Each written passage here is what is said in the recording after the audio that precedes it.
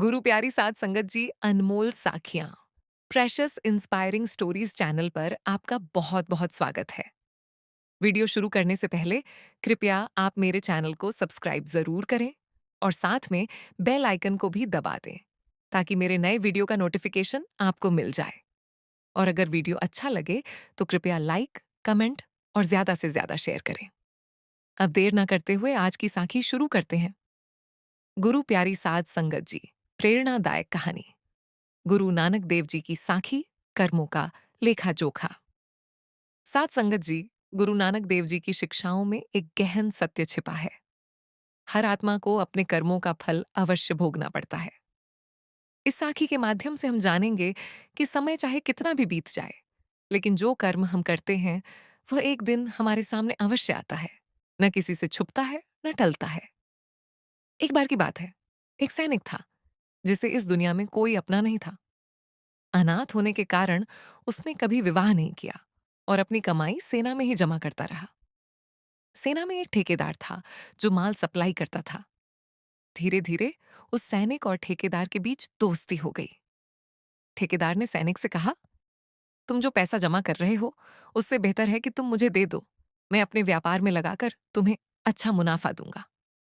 सैनिक ने भरोसा किया और अपना सारा धन ठेकेदार को दे दिया। कुछ समय बाद युद्ध छिड़ गया। सैनिक को युद्ध भूमि में जाना पड़ा। जिस घोड़ी पर वो सवार था वो बेकाबू होकर उसे सीधे दुश्मनों के खेमे में ले गई।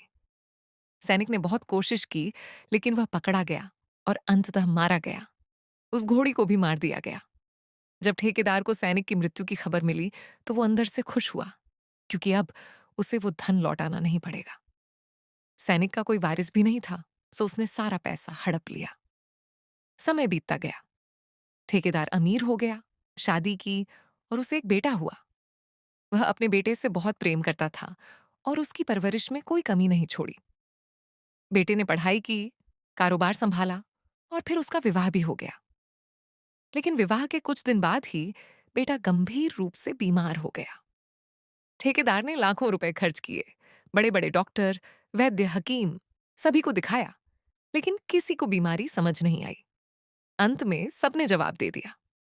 एक दिन एक साधारण व्यक्ति ने ठेकेदार को सलाह दी कि पास ही एक हकीम है जो सिर्फ 2 रुपए लेते हैं। ठेकेदार वहां गया, दवा ली और घर लाकर बेटे को दी। जैसे ही बेटे ने दवा ली, वह जोर जोर से हंसने लगा।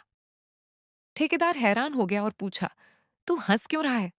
बेटे ने जवाब दिया, ठेकेदार जी, आपने मुझे पहचाना नहीं।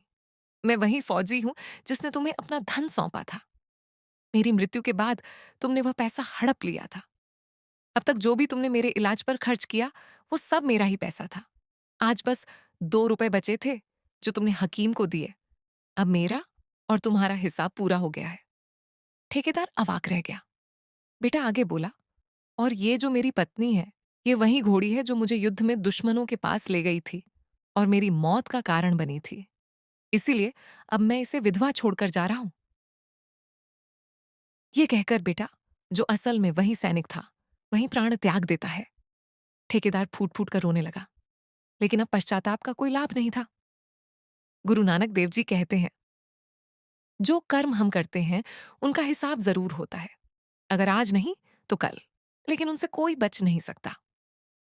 साथ संगत जी, इस सच्ची साखी से हमें यह सीख मिलती है कि बुरे कर्म चाहे कितनी भी चालाकी से किए जाएं, अंत में उनका फल हमें भुगतना ही पड़ता है। इस जीवन में हम वही काटते हैं जो हम बोते हैं। इसीलिए ऐसा कर्म करें कि खुद को शांति मिले और परमात्मा भी प्रसन्न हो। गुरु नानक देव जी ने स्पष्ट कहा है, दूसरे के खेत की एक मुट्ठी भी अगर हमारे पास आ जाए तो हमें उसका भी हिसाब देना होगा।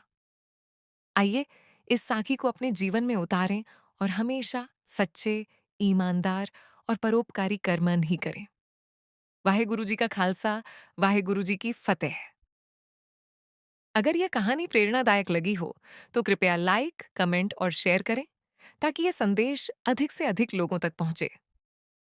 वाहे गुरु जी का खालसा, वाहे गुरु जी की फतेह। अपने चैनल पर हम मानते हैं कि हर साखी गुरु नानक देव जी की शिक्षाओं से एक प्रेरणा और सबक देती है। आज की साखी से आपने क्या सीखा? नीचे टिप्पणियों में अपने विचार साझा जरूर करें। हमें यह सुनना अच्छा लगता है कि ये कहानियां आत्मा को कैसे छूती हैं। अगर यह साखी आपको सार्थक लगी हो तो लाइक का बटन दबा दें। इसे अपने प्रियजनों के साथ साझा करें। प्रेरणा देने वाली और उत्थान करने वाली अन्य साखियों के लिए अनमोल साखियां प्रेशियस इंस्पायरिंग स्टोरीज चैनल को सब्सक्राइब करें। बेल आइकन को दबाएं ताकि आप चैनल पर आने वाली कोई भी नई साखी से न चूकें। सत श्री अकाल।